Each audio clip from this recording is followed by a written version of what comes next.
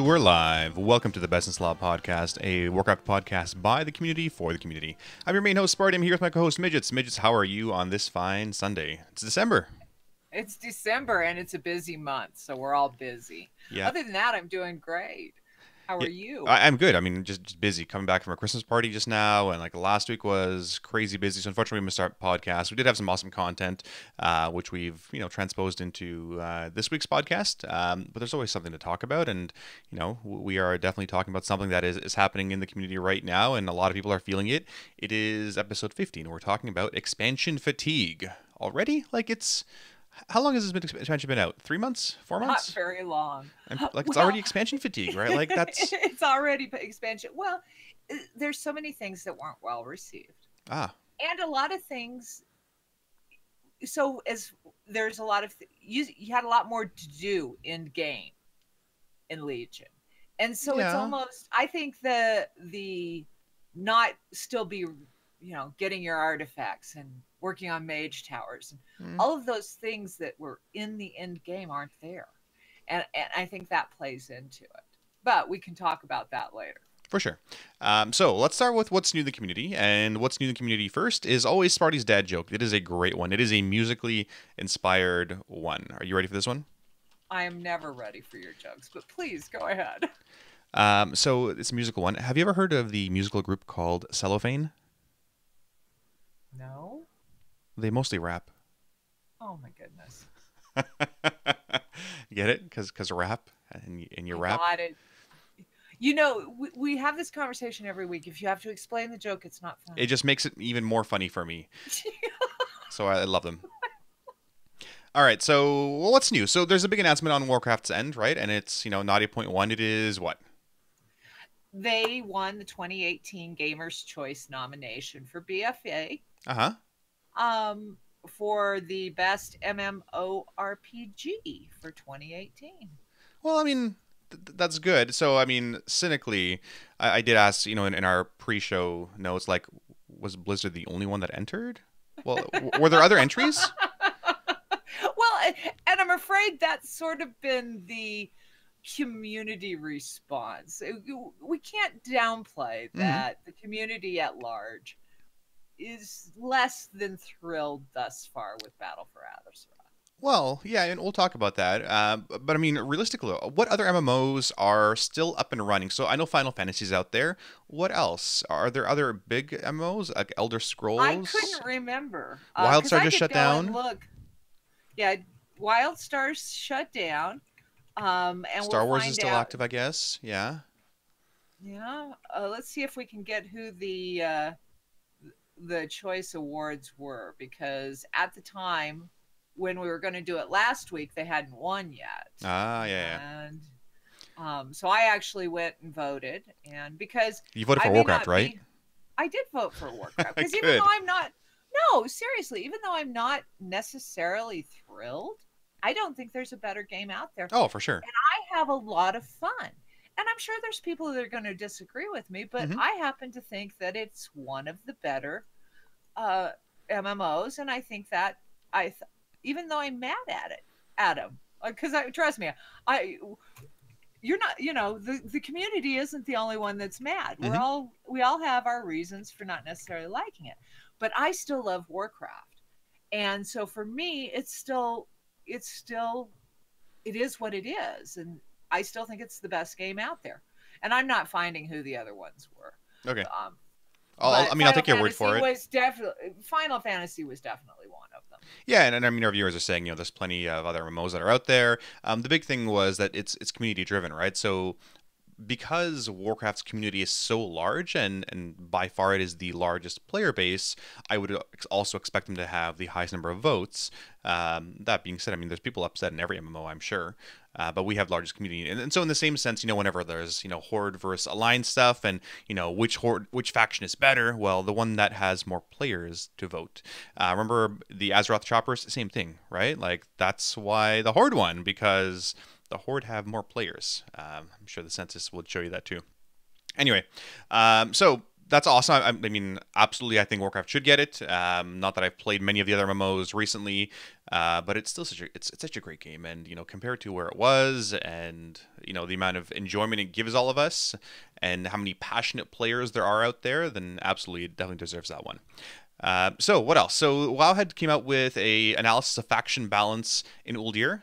Do you want to talk about this one? Maybe. We might have lost Midgets. Well, no, we didn't lose Midget. She was just unmuted and muted at the wrong point. No, I think you should talk to that one. It's actually pretty interesting. It talks about how many Horde and how it's changed over the years and why. And especially in the raiding community, I think it's safe for many of us to say that we know that there is significantly more people on the Horde faction for raiding. And a lot of people move over because it's more people to recruit from, more people to raid with, more people to do Mythic Plus with, and it sort of spikes. But it wasn't as off as I thought it would be. So it's pretty interesting. You should take a look at it. Yeah, so this is actually what I tweeted out a couple weeks ago. There was a really good article and analysis of, the impacts of the faction balance and the raiding scene. And we know years ago that Horde had such strong racials that people were switching to Horde. And even in fights like Kil'jaeden, goblins and their stupid rocket boots or whatever were really strong. So more and more guilds went Horde to roll goblins, and it continued to spiral that way. Aesthetics aside, and some people love the the badassery of the Horde, and other people like the prissy little night elves or whatever. But from a rating perspective, players will generally gravitate to what is better, min-maxing, that kind of stuff. And as more guilds transfer to Horde side, well, it's not so much about the balance, about the racials, right? Like, they could remove all racials right now, and you likely wouldn't see guilds switching back to Alliance. And the main reason for that is your recruitment pool. Recruitment is a tough thing to handle for any guild. And when there are so many more players, right, it's that much easier, right? So it's one of the reasons that Paragon, right, one of the leading edge guilds years ago, fell apart was they only wanted players from Finland. That's it. You had to speak Finnish and be from Finland, whatever, to all raid from the same sauna. Whereas if you want to make a European guild, well, you're pooling from all these other countries. And in the same way, Alliance is Finland and Horde is all of Europe. So where do you want to recruit from? Well, what's going to give you the best success, right? The best recruitment pool. So Horde is where it's at. So it does show you through this analysis that Horde by far have more raid kills, and obviously they got Method and Limit and all those other top guilds. But it does sort of taper off and balance out later on, as I think it's like a 60-40 split or 55-45 split later on of guilds that actually complete all the encounters. So it's getting there. It's still a little unbalanced, but I don't think you're ever going to achieve perfect 50-50 parity with the guilds. So it's actually, I don't know, I think it's a decent place. It could be better, but it's a surprisingly good place, I thought. I was actually shocked it wasn't higher with the Horde ratio. And there are still a lot of diehard Alliance players, which is good. But it makes things more challenging, and it's things to look at. And because a lot of guilds just pick up and take the whole guild in faction change.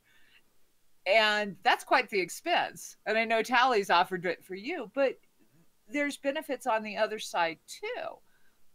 The biggest challenge, though, is obviously the recruitment pool or the Mythic Pluses. And I'll be curious to see as time goes on if it changes, because there's going to be movement back and forth with the allied races, because there's going to be certain races people want. For sure. And there's going to be certain perks. And I'll be curious to see how it sort of balances out. But for right now, the Horde do dominate the raiding scene. Yeah, absolutely. And I think the one thing that may make it a little bit easier is if they offer cheaper transfers to Alliance side for whatever reason, right? Like, guild transfers from Horde to Alliance made them super cheap. You might see a little bit more of an uptake, especially with Hall of Fame, and there's fewer higher end guilds of the same caliber that there are on Horde side, so it's considerably easier in one way to get Hall of Fame on Alliance side, whereas there's so much more competition on Horde side. That being said, the recruitment pools, and that may be a draw for certain people to come back to the Alliance because they want that title. For sure. So it'll be interesting to see how it goes out in the next tiers. And we never did really talk about it. What do we think about the Hall of Fame? I think it's sort of cool, but What do you think about it? I really like it. I'm glad they finally put something in there that wasn't just, server first, realm first, because all those, hey, I'm server first on my server. Well, you're playing on like Ragnaros or Moonguard, and like the guilds haven't even killed Mythic Gahoon or whatever, right? So, top server on those servers is like server 30th on Storm Rage, right? So, I'm glad that they put something more official in terms of tracking. That being said, with Hall of Fame, we can spend like 50 minutes talking about this. It did put a lot of pressure on guilds, and almost every guild out there was, hit by the overtime police of extra days, extra time, extra whatever rated, because it put so much more pressure on players, and that might have, exacerbated the fatigue that they've seen now, right? They put so much pressure on themselves, and some got it, some didn't. Guilds are falling apart. That's not new. But yeah, I mean, I like it. We hit our goal sort of with the Hall of Fame. We would have hit it like 30 ranks like earlier had we not missed the BlizzCon day, because we were on pace for a kill like October 31st, and that would have got us like US 65th or something. And then we hit it like US 94th after like missing one raid day. So I don't know. I like it. Yeah, it's good. I like the extra cool little titles, and I'm really happy with the way they did it. So. Well, and I think it's neat too that as long as somebody within your guild, if I was to go get Cutting Edge, because I'm in Death Jesters, I would also get the title. So it's sort of a nice little guild perk. For sure. Yeah, and it's great because it rewards the players that are sitting out, right? So some players are sitting out for 200 plus pulls, and yeah, they'll get Cutting Edge, but you want them to be part of that, kill, and to give those guys the title because they were there and they did other progression with you, maybe not for Gahoon. I think it's the step in the right direction for sure from Blizzard. Awesome. Well, next week, come Tuesday, we start all kinds of new things with 8.1. This is, often people are saying this is where the expansion should have started, and out of fairness, probably there were quite a few misses in the start of the expansion. And I'll say this again, but what expansion has not had issues early on? So yeah, it's going to be in a good place. Azure system better, lots of improvements. Paragon system back. Islands in a much better place as well. So it's exciting. This is where the expansion should have started off. I think we'll see a huge uptake in players coming back for 8.1 because this is where they want to spend their time and the most value for their time. And it'll be interesting to see, and it's gated though too. Not all of it is coming out on the 11th. It starts on the 11th. And right? I've heard lots of complaints about that. But like realistically, do you expect raids? And this is not just about the raiding scene, but do you expect raids to be running? Do you expect Blizzard to be running like throughout Christmas to be QA testing all these things? No, I mean. You can wait entirely. Like if you guys really want, we can wait until January when all of Blizzard is back from vacation and Christmas holidays and all that other stuff, right? We could wait until 8.1 if you want, or you could have it now, and some of the other stuff like rating is going to come out in January when everybody's back to hopefully a more or less bug-free instance, and we'll see what happens because I saw some of those PTR tests with Jaina and they were not fun. No, but that mount is cool. I still want that mount. Well, and the big thing and even Blizzard put a blue post out there, is to make sure you get your Mythic Cache for next week. Yeah. Why is that? So for those of you who don't know, Mythic Cache is super, super important this week. Basically, with your caches, you get what is it called? The Titan residue,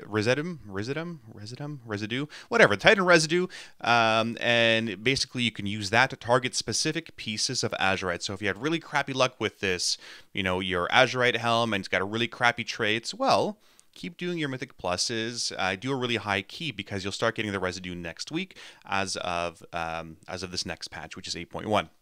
Super important. And then, of course, you can just be grinding and scrapping stuff, and you will, be getting more of the residue to target specific pieces. So you can pay less for a random, let's say, headpiece, or you could pay a lot more for a very specific piece that'll get you your potentially best traits. You want to definitely wait until the 415. So this is a big tip, guys. You want to wait until the 415 whatever pieces are out. You don't want to, use your residue on the earlier ones. Wait to target the specific ones. And, it's going to take you likely 2 to 3 months to target that specific one, but it'll be your best in slot one forever, right? So yeah, I mean, hope. You hope so. I don't know. Well, There's until next. skepticism on that. Yeah, there's some cynicism on it, but I mean, it'll be the best one until 8.2 or next raid, realistically, right? So, well, actually, somebody said I have no reason to spend 6 weeks to get a 385 that will get outdated after a few runs on heroic 400 plus gear.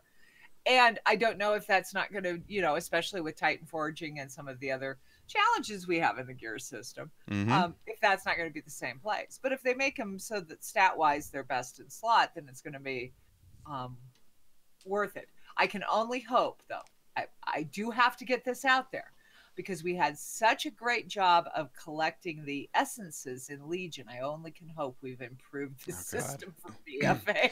Yeah, from the quest and if it's not, you heard it here first, because I haven't seen anything about that. Yeah, that's actually a good point. I haven't looked at the PTR one, but for the... Yeah, I don't see it as being a currency like that. In Legion, guys, basically, if you didn't pick up the quest first, let's say opened your chest first, you didn't get the currency, which was really silly because it was a quest. And so they tried to... I can't remember what they did. They tried to revert it. Well, not only that, you had to have exactly 30. You couldn't go 30 or 50 or whatever, right? And the rest was wasted. So it was really silly. I wish those kind of... How to make friends with raiders. Well, with anybody, right? Because there should be spillover. It should be a currency, taking up inventory spots, and must have a quest. It was just really silly. So here's hoping that the new system is a little bit more user-friendly, I think. Well, I was looking at the prices because Wowhead actually put out the Azerite armor prices and what you would be spending on that. Yep. And... it's not going to be a quick, you're just going to get one or two of them, because to get the 415 piece, we don't know yet, but the 385 is going to be 675. Yep. And who knows? So we don't know exactly how much of the residuum, as people are correcting me here, we're getting. These are estimates based off Wowhead. We could be getting 3, 7, 10, we don't know exactly. But yeah, don't spend it until January 22nd at least. That being said, we may be getting more as the weeks progress. They might make some changes January 22nd where you get more residue. So I would just start stockpiling wherever you can. That's probably the best advice you can get. And don't spend it until January 22nd on some of those higher pieces. Absolutely, for the higher pieces. So we'll be curious to see what it comes out with and how it plays, and how smooth the patch is. And I do know that there was quite a bit of uproar because it was a 16 gigabyte patch. I know, like, I've got 2 games on my friggin' hard drive here. Like, my hard drive, 256 gig hard drive, right? It's a solid state whatever, as everyone should be using one. It's got Windows, it's got Warcraft, and I installed Fallout 76 because, I'm a Fallout fanboy. And I have no space. So, like, I have nothing. So I need to buy a new drive from Amazon. But it's crazy that it's a 16 gig patch. Like, what are they doing? Huge bitmap files? Well, it's funny because I needed to upgrade mine because I only had like a 125. Oh, well, yeah. And I told my son, because he was saying, what do you want for Christmas? And I listed all of these things. So when the patch dropped, I called him and I said, okay, which one do I want? Because I have to get it right now, because I happen to move it to my regular hard drive and I'm not playing WoW on a non-SSD. And he goes, well, he said, I'll just bring the one I got you for Christmas, Mom. Merry Christmas, LOL. That's awesome. That's great. That's how that went. And I installed it this weekend and moved WoW back over to an SSD. I had forgotten how miserable WoW was without an SSD. Right? So once you go solid, you never go back. Exactly. Anybody who is still playing World of Warcraft on a regular hard drive, I would absolutely encourage you to get an SSD. For sure. So 8.1 mounts are coming out too, which is nice for mount collectors. I know we have a few of them in chat.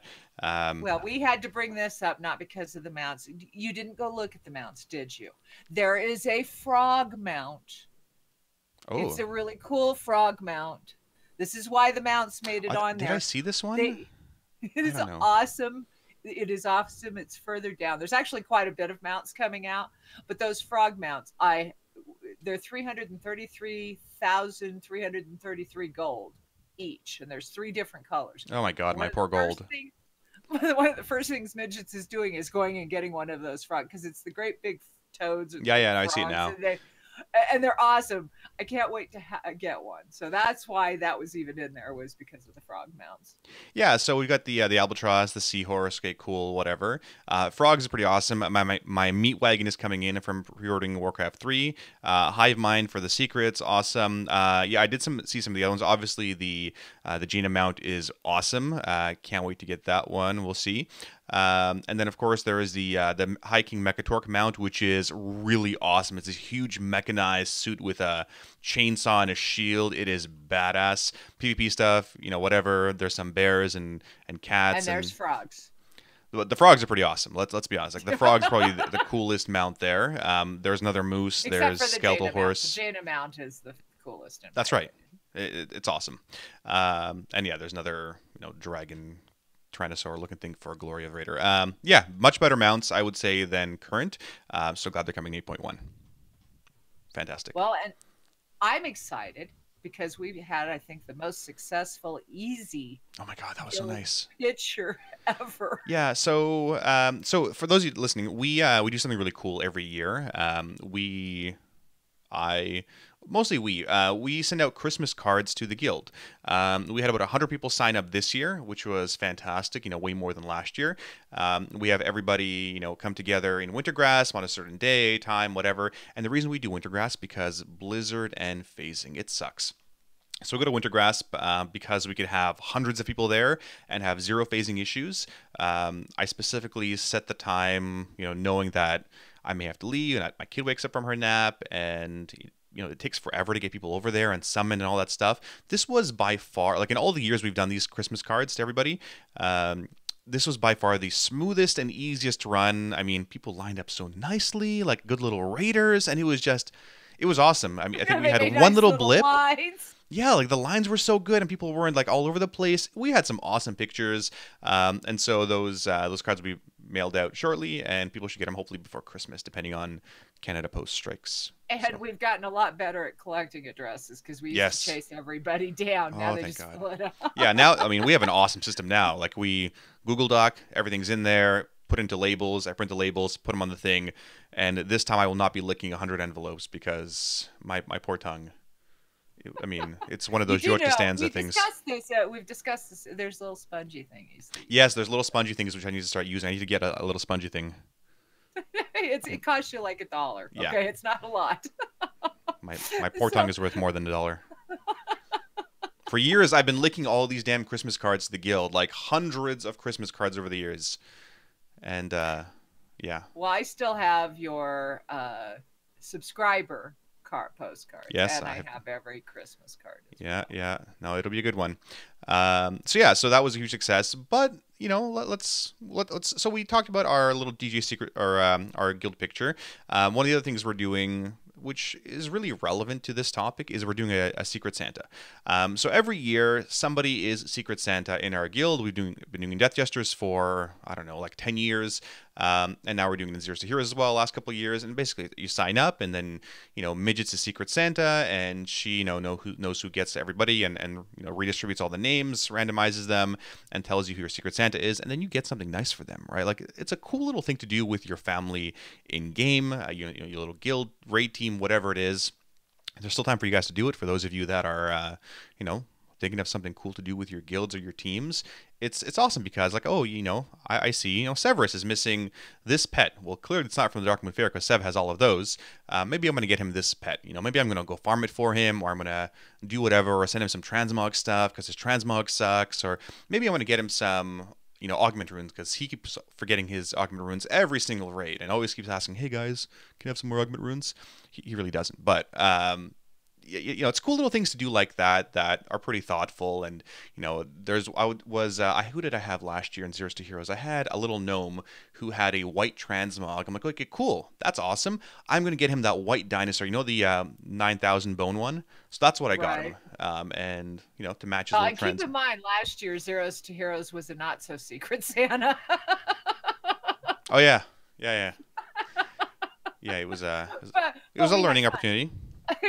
Like many things. Well, and we're going to be, and we got to figure out what your schedule is like and stuff. But we want to do some holiday events, like for sure, sled races. Yeah. and have those kinds of things. And I want to see, because Sev mentioned it, if we're going to be able to maybe do something with the penguin slides. You see, that'd be awesome. Like, I would love to.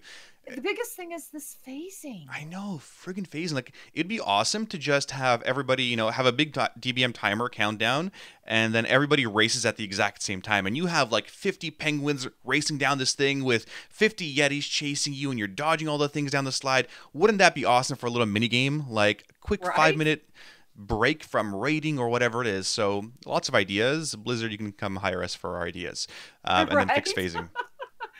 But those are the things that are important. Mm-hmm. And especially at this time of year, because in real life, this time of year is really busy. I mean, I don't think you've been in game at all hardly this week because of Christmas parties and other obligations and getting Christmas presents and doing families. And there's a lot of people who this is a time of year that it's hard for them too. Mm-hmm. And so there's all of so Warcraft is characteristically quieter in the month of December. Mm-hmm. And so coming up with those ideas during this time of year is important. And I think to bring in and start our topic of expansion fatigue, especially this expansion, especially with the current culture of whether you want to call it hate BFA or frustration, there's a lot of guilds folding, expansion fatigue, people not logging on, people are bored, people are sitting in Borealis. I mean, Borealis is just packed and not doing anything. So that's what we're going to talk about today. Yeah, Borealis is a nice little water-based garrison, right? Like that's where everybody hangs out. It's nice, and the Horde City sucks, which is what I hear. But I haven't really played on Horde side much. It's actually a very cool city. It's just so we're much lazier on the Alliance, so everything is within walking. I mean, no, we're efficient. Okay, we're efficient. I was going to say we're lazier. Everything on the Horde side is all over the place, and it's this huge, but it's gorgeous. Borealis, though, we can all stand in front of our one mailbox. There are two, but most people only know about the one. Outside of the inn, on all of our mounts, and you can find all of Stormrage out there. Oh, for sure. It's awesome. So, moving on to expansion fatigue. So, we're feeling it. People are feeling it. It's only 3 months in. 8.1's about to happen, but people are already feeling this expansion fatigue. And I don't know if it's Warcraft fatigue or expansion fatigue, but what is it exactly? And, it's the desire to log in, right? It's the desire of like, is there content I want to do? Have I been playing this game for 14 years? Do I still want to keep doing this thing? What do you do exactly, right? Like, what do you do to combat this expansion fatigue? We've had it in previous expansion. Every single expansion has expansion fatigue, right? Whether you're killing orcs or demons or sitting in your garrison or the damn raid's been out for 14 months and you're done with it. This has really been it's been a discussion in both our guilds because player retention is tough, for a lot of teams out there, and a lot of listeners, I'm sure, are feeling it. Like, how do I keep my players? They're done with this game, or they don't like the Azurite system, or they don't like grinding. Welcome to MMOs, or they don't like whatever, right? And it's tough to keep players, in the game. There is a really good sample post that Midgettes linked us, and this was from Vivala on the Warcraft forums, and this person said, "My guild has lost more people from fatigue and no interest in raiding in just a few months in this expansion than that we lost through the entirety of Legion." Right? So the first 3 months, they've lost more players than all of Legion. That's crazy. I mean, it's anecdotal, but I'm sure a lot of guilds are feeling that too, where how many players did we lose? I'm trying to think. I think we lost 2 or 3 players over Legion to the AP grind burnout, right? I mean, we've lost probably about the same, mostly applicants. I think they're all applicants. In the same sense here, we're losing them to Azurite system and AP grind stuff. When you... there's another one that Midgets found here, and there was 50 results on guild merger posts, guilds looking to merge. Yeah, and that keeps growing. Every day I log on, there's a new guild looking to merge. They've got like 10 people, but not really enough to raid. And we're hearing it daily of guilds folding. And it's not the new players or the people that are quitting are the ones that have been around for years or taking breaks or whatever. And that's what's hurting the teams because they built up this core. And of course, when BFA first came out, especially on our teams, we had everybody was full for BFA. And one of the mistakes that our teams made was to not sort of be planning ahead. And so they, there's a fable out there about, how the ants would stock up for the winter. And I don't even remember what other critter didn't. And he was hungry in the winter, and the ants were fine. It was lean, but they were fine because they'd been building up. And one of the things that Zeros to Heroes hasn't done as well is, focus when they have just enough, they're fine. And they don't keep building that up to account for somebody, real life happens. New babies, your second baby has taken a lot of your time. And that happens and there's a Warcraft base that is aging, having families, having kids, and getting married and job changes and no longer in college. And so you have to account for that too. And so we didn't, we when we were feasting, we weren't worrying about it. And now that it's, panic mode because we're tight. All of the teams are tight. We've 19-man several bosses. And so people are just tired. And I don't know if it's a combination of, because I don't know that in the 10 years that I've been playing Warcraft, that the expansion fatigue happened in the busy month of December. So for a lot of people getting on Warcraft and getting out of the reality of everything that's going on in December was, a break. And you sort of log on and go, it's not really a break.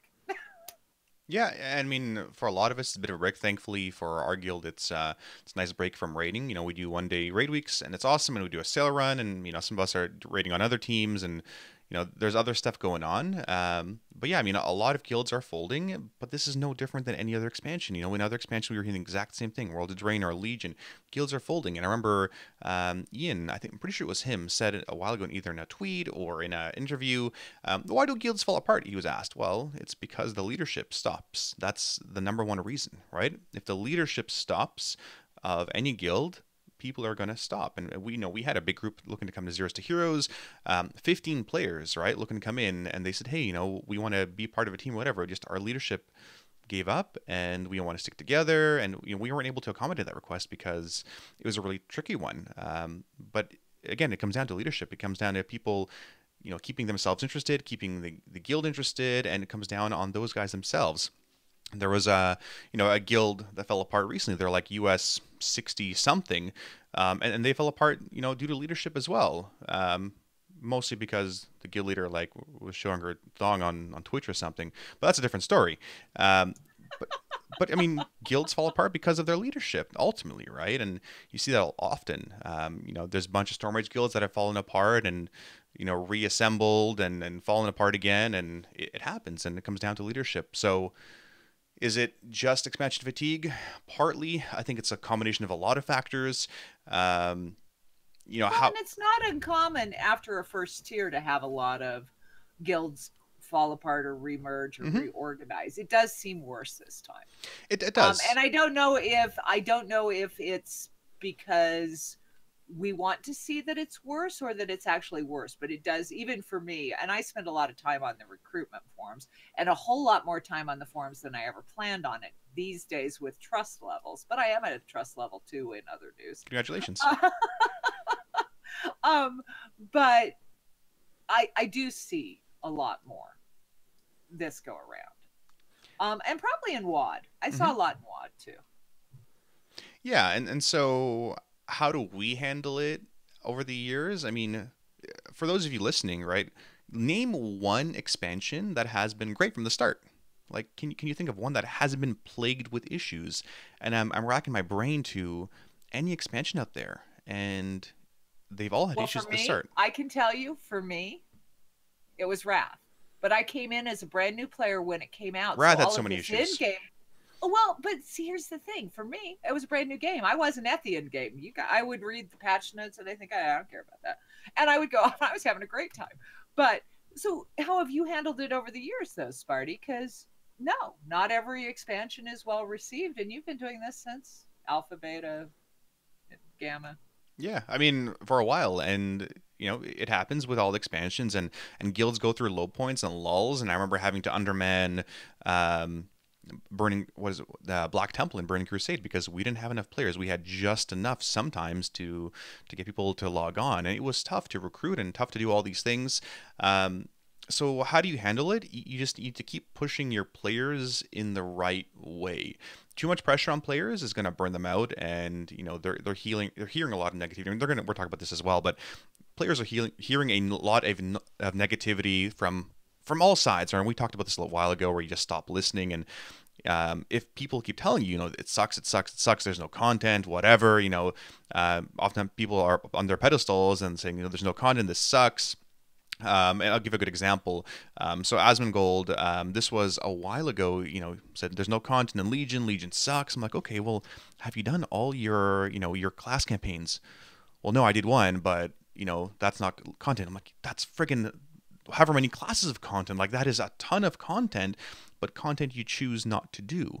So the there's no content example. I mean, I think that's a lot of BS because there's a ton of content, but content specifically for you. Well, midgets, well, what do you do when you've run out of pets to capture or you've done all your tournaments, whatever you do? Like, you just complain that, hey, there's no content, or what? Well, no, because but see, when I can get into games, Sparty, and BFA for me is I really enjoy, and one of the reasons I enjoy it is because they made changes of little things like arc and fishing, so that I can do them.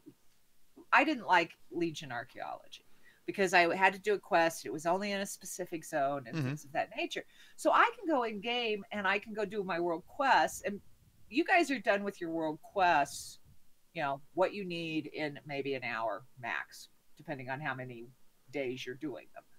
I will go out and I'll stop and I'll do some archaeology, and then I'll do a little bit of fishing, and then I'll go over here and go, here's a world quest over here, and oh, here's a quest I missed, and then I go find this treasure chest over there, and I can spend an entire day just going through and doing piddling around. I really enjoy piddling around, and so for me, I enjoy that part of BFA, and for me, especially the Horde storyline, I really enjoyed the Horde storyline more so than the Alliance. But there's a lot of fun things to do in the Alliance. Or I stop and explore a building, or I go check out what's with the vendors.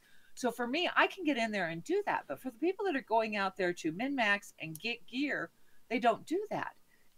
And I think that's where it is. I laughed today because Aloria said, back in the day, Sparty used to gripe about pet battles all the time, and now we've got two officers talking about pet battles because it was asked of this Nomerig and the new pet battle dungeon what pets they were going to need, and so it's just about doing other things in game.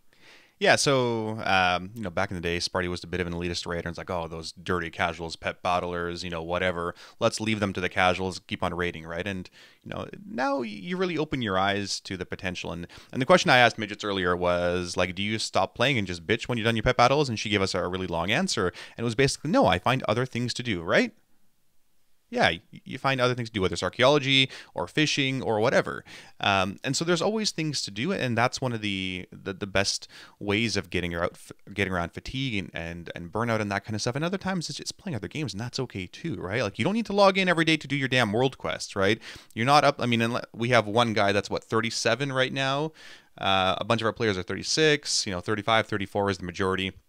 But you don't have to be in there doing all the world quests all the time and burn yourself out. Like, it can be a lot of work. It's grinding, right? So there's things to do to cull some of that burnout or that expansion fatigue. And part of it is on us, right? Because we're putting too much pressure on ourselves and wanting to get in there, and you got to do all your traits and whatever, right? I mean, do it at a reasonable pace, do what you want, go have fun. Some days, I wouldn't log on for 3 days, and like I'd be doing a lot of other stuff, right? But I wouldn't be doing World Quest for 3 days. And do I felt a little behind? Yeah, I felt a little bit behind, but at the same time, like we set really reasonable goals for the guild where you could take a week off and you'll be totally fine, right? You'll just do a little bit of content here and there. So those kinds of things definitely do help with dealing with some of this expansion fatigue. And you can do different things. So you can go level with a friend, or you can work on your. So we're doing parrot runs in the weekend team. Parrot runs? Because I don't remember which instance. But one of the instances, Freehold drops a parrot. It's pretty awesome. So every week we do free parrot runs because we're going to try to get the whole team parrot runs. That's pretty cool. We had one night where we really couldn't raid, so we started. One of the teams sat down and did the achievement runs. That was awesome. There's a lot of different things that you can do, and sometimes it's just, hey, I miss playing with my friend, and I want to go piddle with Midgettes because she's going to fly into a tree, and it's funny, because it is an experience to quest with me. Oh, I mean, I can imagine, absolutely. And by the way, my long answers are to be pointed out. Yours are never commented on, right? Yes, exactly. I mean, I just keep talking and talking in one incredibly unbroken sentence. So moving on to that, right? With this expansion fatigue, a lot of teams are struggling, right? And so what happens to teams? I know a lot of the Zers to Heroes teams have felt that as well. So what's happened on their end? What do you mean? So, for instance, when guilds are having issues, right? See, I lost you. So the raids keep progressing. I mean, one of the biggest challenges is my team, for example. Mm-hmm. And my team's probably not fair because it's a new team. So developing that core roster is slightly different. I came into the expansion expecting a lot of people to come and go. As they came in, said, this isn't the team for me. I want a lot of stuff. But we reprogress on Mother frequently. Mm-hmm. And we have a far more wipes than probably more experienced teams on Zach. But we're almost there. And we're starting to develop that roster. Mm-hmm. But it is frustrating because, so for example, the attendance boss is our biggest challenge. It always is. We have one of our new players who started the raid with us last week at eye level 352. Hadn't seen Mythic at all. And Zekvaz has been a little challenging for her, and she's gotten better. Mm-hmm. But for the team member who has been there since the first day, and we have several of them, it's frustrating for them to be reprogressing on the same boss. It is. It's super frustrating for players that have gone into, let's say, Zekvaz and killed Zekvaz, and then you've lost some players because of Azrai burnout or real life, or their kids can't sleep now. So whatever it is, right? So you lose players that have the experience. You now have to bring in undergeared players that may not have the same mythic level experience like you guys have, and you are reprogressing on that boss. You can't, like, you haven't re-killed it. But you need to keep doing it, right? Like you need to keep churning through it, and it's frustrating because it's wiping and you're reteaching, you're doing the same thing over and over and over. It's like it's like a GM that's been playing the game for 14 years and telling people to stack super tight, focus on mechanics over DPS and stand in the right spot before you do this. And I mean, how do these people do it? I don't know. Like if there's a GM that's been doing this for 14 years, my hat's to them. But it's frustrating, I'm sure, right? Like it's often like sports though, right? Like you get new players and you got to retrain them, and that's the fact of life, right? I mean, you need to keep at it, right? And oftentimes we're recruiting and you do your best recruiting, but sometimes these players, like your guild, your team is what, 2 or 3 out of 8 mythic, something like that. You're not going to have a 4 out of 5 mythic player jump into your lap, right? Long term. Oh, you mean I don't just get death gestures to come play with me? Well, sometimes we try to help out, but I mean, long term though, like if my guild was currently 4 out of 8 mythic, I can't expect all these 4 out of 8 mythic players ready to go in and jump in to the raid, right? I'm going to have to potentially cultivate and train these guys and mentor them, and they might be 2 out of 8 mythic and they just killed Mother, or they're just killing Heroic Gahoon and Talik and whatever. So oftentimes, yeah, you're gonna have to retrain players, and that's okay because long term, if you invest a lot into your players, they're more often not going to invest a lot into your team, and these are the players that are going to stick around, right? So it's very much often worth investing in players, and you know what? Life's going to happen. People are going to go into medical school or law school or whatever, and you're going to invest a lot into them, and eventually you're going to lose them, but that's running a guild. That's running a team, right? Like it is what it is. Well, and it happens every expect. I mean, I don't think people understand, and I don't even think Zeros to Heroes understands the depth of the Death Jesters roster and how much time and how much retraining, because you guys are doing that every tier. And you're not always bringing, I mean, sometimes you guys get really lucky and get somebody who is just ready to go out of the gate. Yeah, sometimes. That's super rare, though. A lot of the times, it's months of, teaching them to read logs and to play. And when you have, especially in a community guild like ours, where we don't really, there's several things we have to realize. We have to realize, one, that as a community guild, with the exception of one of our most progressed teams, most of the players coming in are going to have more normal heroic experience and aspirations to be mythic raiders. And so we have to do a little bit more training and sharing with them, and they're not even remotely prepared for what's this min-maxing, what do you mean, who's doing the, I mean, we have people playing with the wrong specs or the wrong talents or whatnot, because they've always just sort of played as they want. And as they want to progress, they find out that it's sort of a different expectation. And so you have to train them on that. And then they have to learn the mechanics. And they come in, and I got to give the gal that's come in with us, and because she came in and we just threw her in the deep end and said, go. And then we go, don't die. That's all we care. Don't die. Just don't die. And of course, and on Zekphaz, of course, it's a little challenging not to die if you get any of the buffs or debuffs, or you've got the I-beam and all of these things, and it's a very chaotic fight. So she's been sort of like shell-shocked through the last 3 days, but she's done it with great attitude. And the only thing I can tell you that I do with my team, and I'm really pretty harsh about, I don't want it to get, we're all frustrated. Trust me, I'm tired of wiping on Zekphaz myself. I'm tired of re-clearing Mother. I'm tired of, at this point, Talik should be on farm. And it's not always. And so when it starts getting tone, when we start getting tone, I just not, at least not for my team right now. I kind of say, no, stop. And then we start joking, and Midgets does silly things like, pull the trash or things like that, just to make it a little bit more lighthearted. Because right now, I don't think it's the culture for it. And I think if you go too hard, especially in they're calling it casual mythic right now, even though our goals are farther, where most of the teams that have not surpassed the 2 of 8 mythic are considered casual mythic. And there are a lot of teams that have not crossed that threshold. Yeah, absolutely. And a team like the weekend teams that Midgets runs, I think they're more of the norm of most rating teams out there that are struggling. And it comes down to, well, how strong is the leadership, right? Like, how much can Midgets and co persevere, right? And that's testament to, to the amount of perseverance and grit that they have to just keep going and keep, training new people, right? And keep building those connections. Death Justice is more of an outlier guild where, we put a lot into our players, and of every 100 people that apply, the rough math is maybe 1 or 2 will become a full member.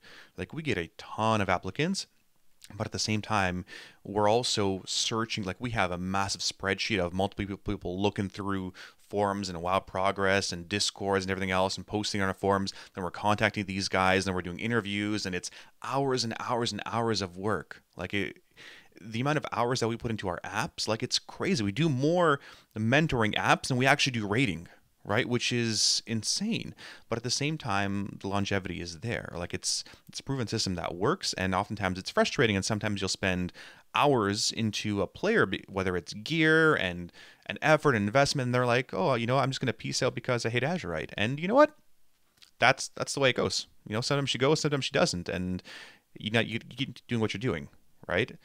You keep taking it one step at a time, and I want to make sure, because I was reading the chat, somebody said, sounds like she's frustrated with raid. I don't raid lead. You manage. And my teams are nice, and frustration doesn't mean I'm burned out. And one of the biggest things for me is always trying to find things that are fun to do. Mm-hmm. I still love the game. I love my new teams. I'm very proud of their progress. Mm-hmm. And because for a new team, they've come in and kept up with many of the veteran teams within the guild. And so I'm proud of them for that. And we're going to continue to grow on that. But some days and maybe some of the frustration comes from, and this is maybe moving on to the next step, is avoid listening to the negativity. Because one of the bigger challenges, especially with having, 9 teams in Zeros to Heroes and 2 more teams in Death Jesters, is all of that frustration people are sharing it. And about the 15th person that shares it, I think, all right, I'm going to go do something else for a while. So how do we deal with that? Because if we're just sitting around the water cooler complaining about it, does it solve the problem? No, I mean, we can just complain and complain and complain. And, I've just, while I'm hearing you talk about that, it's what we talked about. It's part of it is a negative echo chamber, right? Where all we're hearing is negativity over and over and over.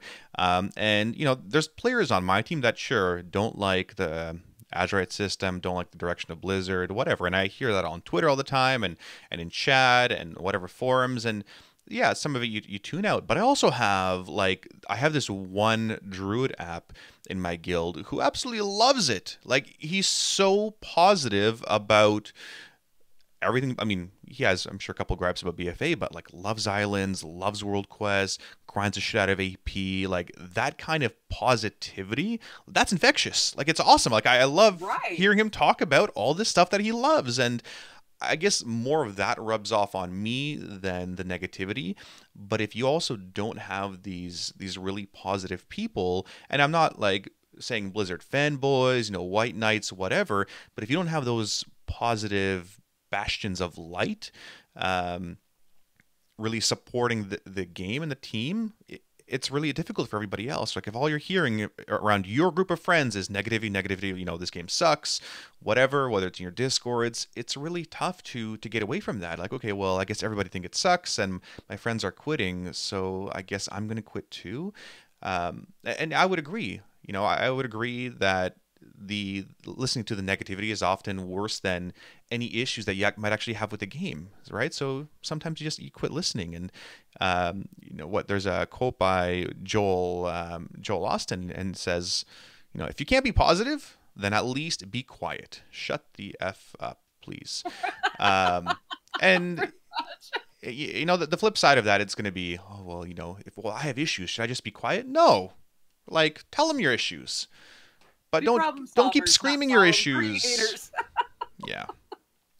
Well, but there's a lot of things you can do too. You can suggest fun activities, and sometimes there's only 4 of you that come and do the first one. Mm-hmm. But then the next week you have 6. Because one of the reasons we play the game isn't just for the game; it's for the community. So find things that you have fun doing. Whether it's the Secret Santa is a lot of fun for us. There's things like trivia nights. We've got a trivia bot. Sometimes it's just getting into a meme war in your Discord chat. But develop that fun so that it's not just, well, I'm just here to raid. Because I think as a player, and I think one of the challenges from the WAD area is what we call raid loggers. They just log on, come to raid, and then they log off. And it's hard to build that sense of community and play together and do things together. And when we were talking about Secret Santa, you were talking about all these nice gifts. And one of my favorite Secret Santa gifts actually came when you guys were progressing on, I don't remember Watch Boss, but one of your mages was having some challenges with the green fire. And so his teammates, and it was all in fun, and it was taken in fun, and it was in just got him glasses so he could see the mechanics stuff. Yes. Yeah, so you got to treat your players like that. Like, you got to have fun. You're absolutely right. I'm sorry to interject here, but if I only ever rated, like if rating was all I did and all I cared about, I'll tell you guys right now, like if it wasn't for Death Jesters and Zeros to Heroes and the community that we have here, I'd be long done years ago. Like, it's been a game, it's been rating, it's whatever. Like, I don't care enough about rating to make it the huge priority. What I do care about is my team and my guild and Zeros to Heroes and the friends, right? I don't want to let them down. I'll play whatever. I mean, and that's funny because, Blizzard just won this award, and there's a lot to do in Warcraft. It's not just rating, but if I was just rating, I would have been so burnt out years ago that I would have just been absolutely done. But no, you're absolutely right. There's things to do. There's so much shit to do. Like, it's the little, cheesy things, right? That seem really cheesy. Well, like when you were Pac-Manning the orbs, I've never forgotten that night. You guys were having a fun run. What? Which one? It was SOO, I think. You know how everybody would always Pac-Man the orbs from you, and you went in there and Pac-Manned them in front of all of them because you were being ornery. They were raid leading. Which boss? The last one. Next to last one with the purple floor. Don't you love it when we talk about bosses? Purple Maybe it was floor? Was it like Shaw? Because there's a Pac-Man. No, you had to get the orbs so that you wouldn't, if you got hit, it wouldn't hurt. And they would always Pac-Man the orbs. It would give you a buff so that you didn't die. I don't know. I'm sure viewers help me out. You would come in and you would get mad every raid, real raid, because they were Pac-Manning the orbs, and you came in that night and they were raid leading, and you did everything throughout the entire instance that they had done to irritate you for an entire tier. And you get in there and you go, I'm Pac-Manning the orbs, and you took every and you took every orb. Waka waka waka. Yes, that's exactly what you did. You went waka waka waka. I'm sure this boss will come to you, but that sounds exactly like we do. Like, we would have fun stuff. Like, and you're burned out. Sure, awesome. So you know what we're gonna do? We're gonna have somebody new raid lead today, and we all know our jobs, and we all, we're gonna have a 2-day raid, whatever. But you have to have fun with your teams, and stuff's on farm now. We're doing 1-day clears. Awesome. So let's try to get some guys some parses, right? Let's try some new strats. Let's do an achievement run. These guys are raiders. They want to compete. Warcraft logs had their own little achievement, dinky things as well. And, we'd try to do bosses in a different way or a fun way, something that was really challenging. And that's the outside of box thing that we want. And yeah, there's tons of things to do, right? And I guess what it comes down to. Just remember is the game, just like life, is what you make of it. Yes. And the more you put in, the more you'll get out. And again, with, going back to this whole rating aspect of it, right? Players are burnt out. We're getting new players, but help our new players. Remember, we were all once new, right? We were all once new at some point.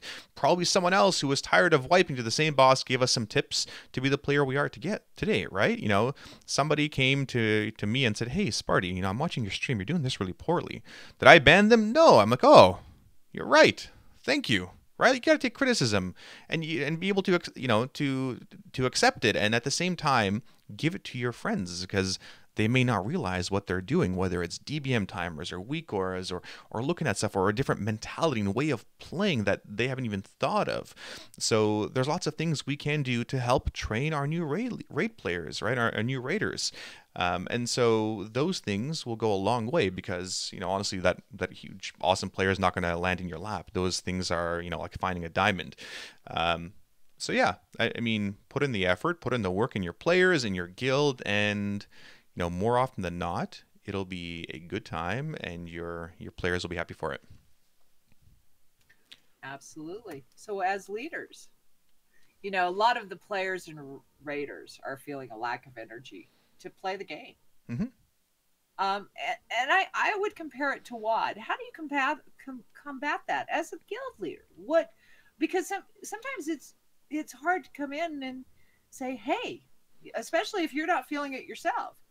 Let's go, guys. We're having fun. Let's go. So I'll give you this little secret here.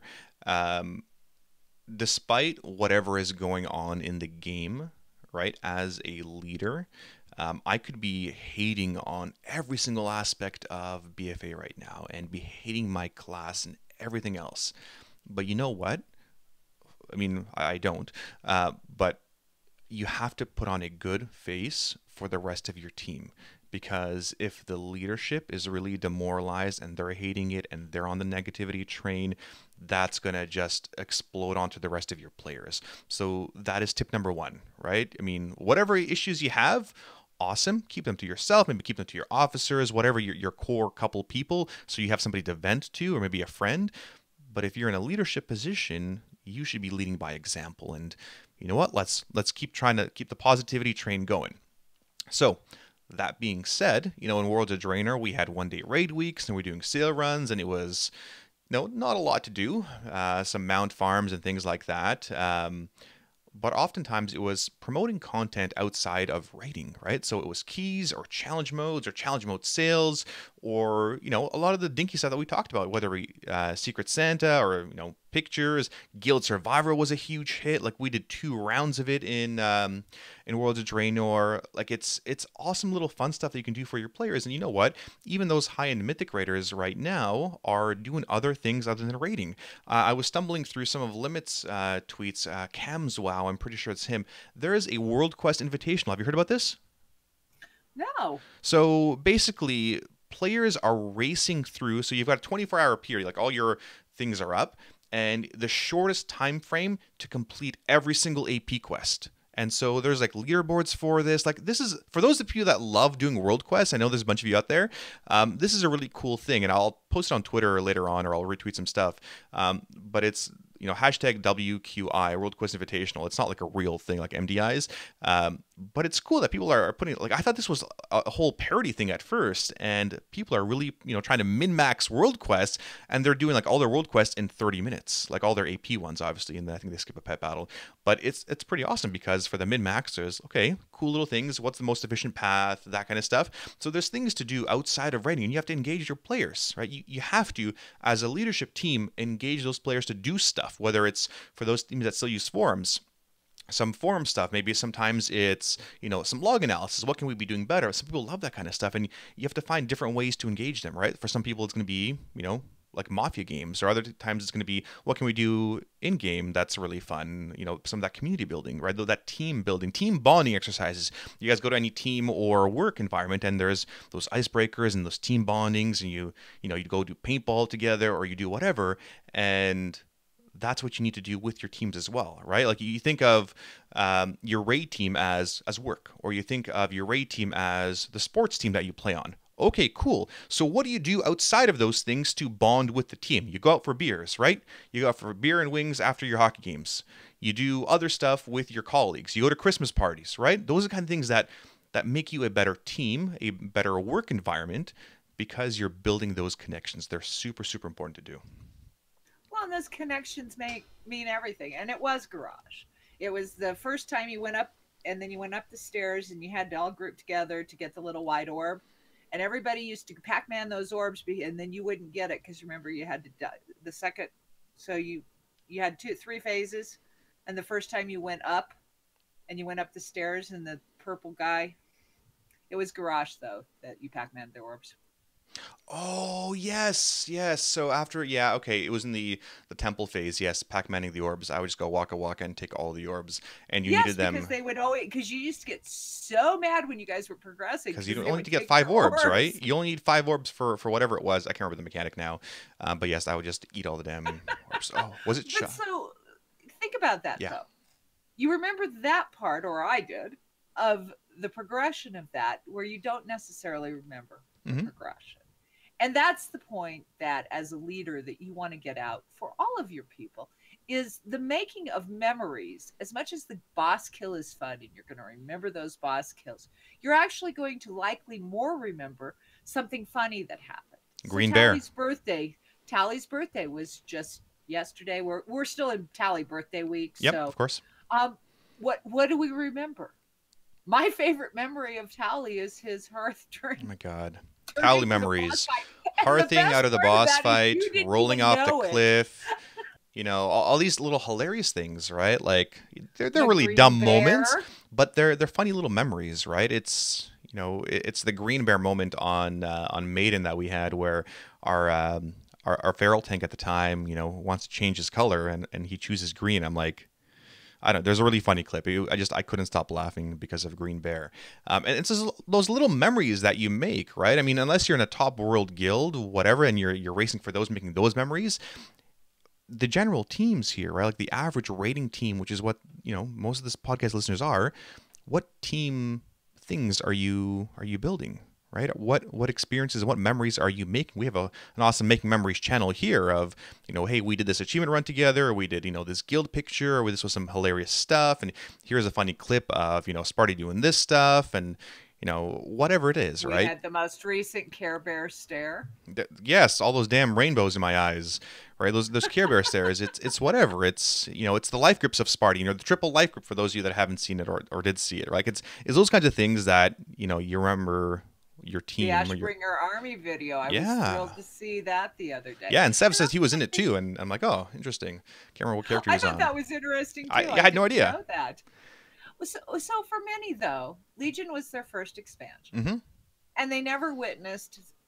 WoD is probably the most memorable one, where there was just a lot of outrage of garrisons, content drought. How did you adapt around it, and what lessons learned did you find that may help guide people through BFA for those who've never experienced it? Yeah, so like I said earlier, one of the big secrets is putting on that positive face regardless, right? Like you need to be that positive leader, that role model. And outside of that, it was, keep things churning along. Like you need to ensure you have a solid base and a solid team and enough of a bloat, and expect people to quit. And Zeros to Heroes is learning some hard lessons of make sure you have constant players and you're constantly recruiting and looking for more. And if I hear a whiff of somebody not liking the game, okay, cool. Well, there's a good chance this person may quit on us because they're not liking the game. And that's fair. Like I'm not gonna force people to stick around and play the game when they don't want to. But ultimately, you have to think of, the one big question: what does Sparty always ask?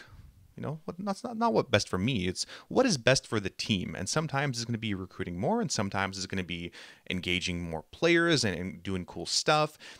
Those are the big lessons, right? Because before you know it, you don't want to come down to your raid is down to 19 people, or your team that was active for the last couple expansions can only have 5 people logging in, right? So there's lots of things to do, and I think that's one of the reasons that this community has been around for so long, because we put in the extra effort. And if you want your teams to survive and your guilds to survive, you need to put in the extra effort to motivate your players, to keep them engaged, to make sure they're building friendships and relationships and having fun outside of just the game and just raiding. Well, and one of the questions, and a lot of this topic came because one of the raid leaders came to me. And it was an interesting conversation, because it started out with, I don't like your team and all of these things and all the reasons I don't want. And as we got further through the conversation, he finally said, why is it working for you? And what am I doing wrong? Because I'm trying to do these things. I'm trying to engage them with content. Nobody shows up. Why is yours working? And I sort of have my mode of operation was I would take anybody that was new, because the passion for me within Zeros to Heroes has always been helping you to help new people learn to raid. And so I've got a lot of green players over there, but that's okay. Some of them have really grown. They're fun, and we're having a good time. And that's what I'm about. But how do you motivate your players that, you go, hey, let's do an achievement run. Everybody goes, hey, I want to. How do you motivate those guys? Well, it's part of what you said earlier, right? Where, okay, I'm going to do a run here, and there's only going to be 4 people that show up. Cool, I've spent a couple hours preparing the stuff, making graphics, and only 4 people showed up. All right, next time, because the positivity, again, is infectious, next time there's going to be 6 and 10, and before you know it, the damn raid is full, because people see how much fun you're having, and they don't want to be left out of fun, right? Well, and I thought and I agree. And I think if you get them to, and sometimes it just means I have to go, because a lot of times I spend a lot of time when I get some solo time, I go play solo. And sometimes it's like I need to be there so that the team will come with me, whether it's to do a LFR, or if it's to do the parrot run, or to go get Mimi, or things of that nature. Let's go get everybody the companion pet Mimi out of King's Rest. And those are how I get them to go. Or even our farming parties. Just being on there, and because farming for me is a very solo thing. I like to go farm and listen to. Used to be I would listen to your stream. I've had to find other streamers because you're not on as much. God, But I know. watch. Guilt me some more for not streaming enough. There, I'm going to guilt you.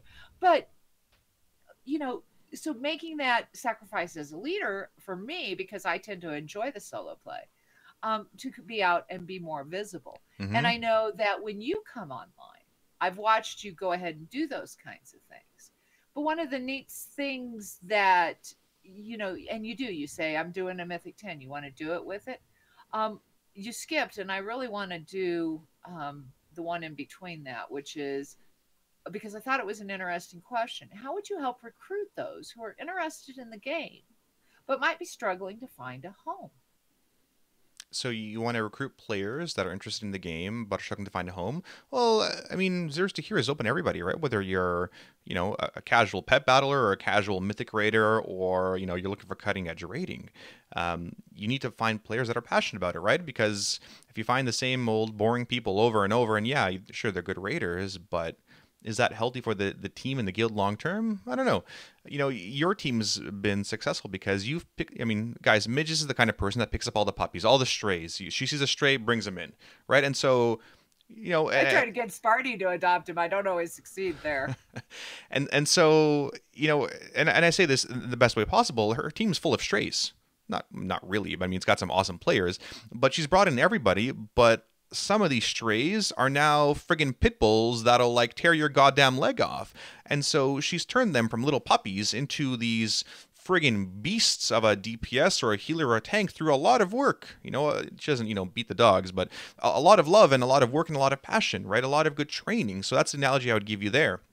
You need to mold all these players like clay, and well, what do you want? I want a mythic player. Okay, cool. So I've got a player here that's got a lot of passion, a lot of energy, and they got the time. All right, can we train this person, right? Because you can train anybody, right? Like you can train anybody to be a mythic raider. Absolutely. Anybody can do it. Like I've seen people, that are deaf or, don't have all their digits or are missing an arm, be mythic raiders. Like you can do any of that stuff. You'll find a way if you have the dedication and the time. Can you train personality and enthusiasm? You can't. Right? And so those are the big things where if you have really enthusiastic players, awesome. Teach them to become better raiders. And that's my advice for your question of how do you recruit those who are interested in the game but might be struggling to find a home? You open your home up to them and you train them to be pit bulls. And the only thing I would counter to that or add to that is I talk to them. And so that's what I want to get on to before you started about this topic. And, I've got 1,100 days played on my character. And I'll tell you right now, a lot of it's not just raiding, it's talking to people. And as my time's diminished, I haven't been able to talk to people as much as I'd like to. But a lot of it is, hey, you want to do something, you go talk to people. You go talk to, hey, man, how's it going? What's up? You want any help with anything? Like, you got some achievement raids, any dungeons, you want to go do a whatever. And part of that is that altruistic, I just want to help somebody, right? Like I want to go pay it forward to somebody else of like, I can't remember who I helped the other day. I helped some level 65 Zeros to Heroes player because he was having, was it 60? I don't know. They were having issues with the Ring of Blood in the ground. I'm like, okay, cool. So if you wait a couple of minutes here, I don't know. He had a 4-man group and like they were wiping in the Ring of Blood. And I'm like, okay, cool. So wait 10 minutes, because I was finishing something up, and then I flew over to Nagrand, the longest flight over, and obviously I one-shot everything for them, but they were super grateful, right? And it's that kind of stuff that people remember, and you're building relationships and you're building friendships through just talking to people and just seeing how they're doing, and maybe they want help with something. And oftentimes when I had a lot of time, it was, hey, does anybody need help with anything at all? Because I am super bored, right? So here I am in Worlds of Draenor, super bored. Does anybody need anything? Like, do you guys want to do a dungeon? I don't need anything, but like, do you want to just hang out and do stuff, right? And that's what it comes down to. Like, do you want to hang out with your friends? Absolutely. But as a leader, sometimes you need to rejuvenate yourself. So how do I keep myself motivated as a leader, especially when I'm dealing with a high player attrition, which leads to progression and or reprogression challenges, which continues to impact the morale of the raid, as well as myself. I might even, have a really bad night and, rant for hours or something. Yeah, and so listen, so frustration is part of it, and that's okay. Everybody gets frustrated. Everybody, gets angry, whatever. It's not all sunshine and rainbows, and yeah, you do get frustrated from time to time, but that's no reason to make it everybody else's problem, right? Just because you're frustrated. Listen, I've been guilty of that too over the years, or like I've been super frustrated in life or whatever, and you take it on the team, and that's a really shitty thing to do.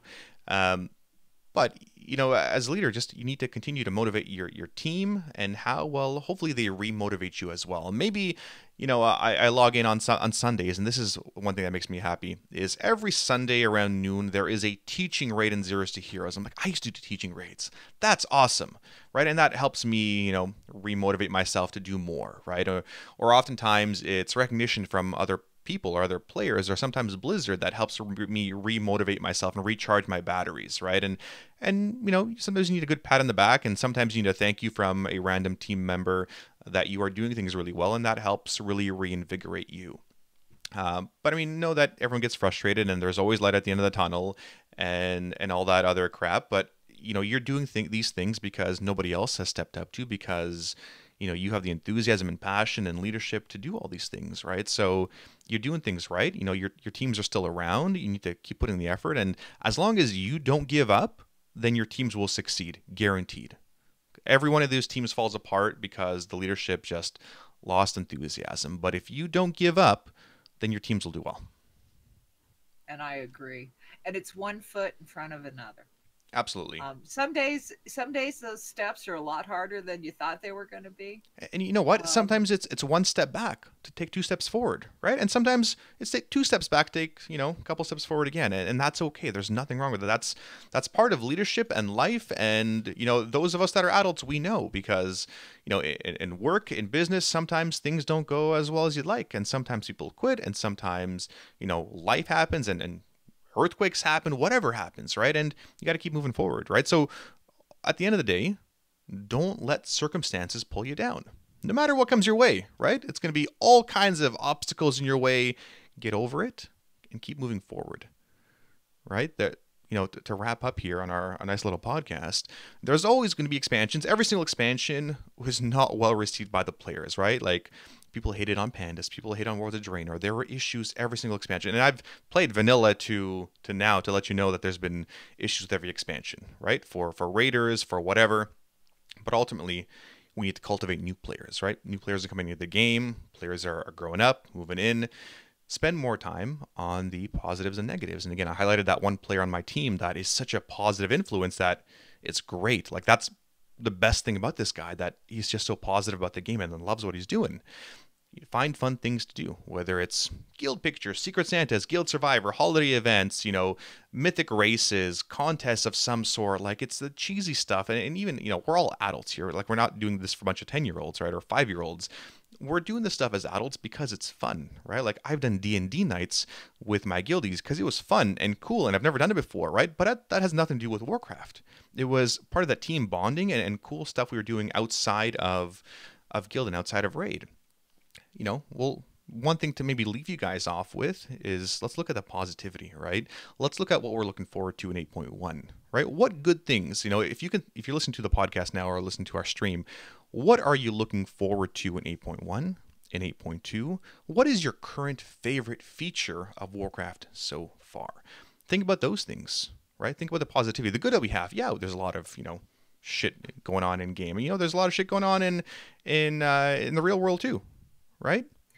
Okay, so my favorite thing in game right now is the Corgi goggles, and I'm looking forward to the frog mount. There you go. Something to look forward to. You got to look for the little things. Little things in life will make you happy. With that, guys, thank you guys for listening. Have a good night. Be excellent to each other. And as always, live your life heroically. Have a fantastic evening.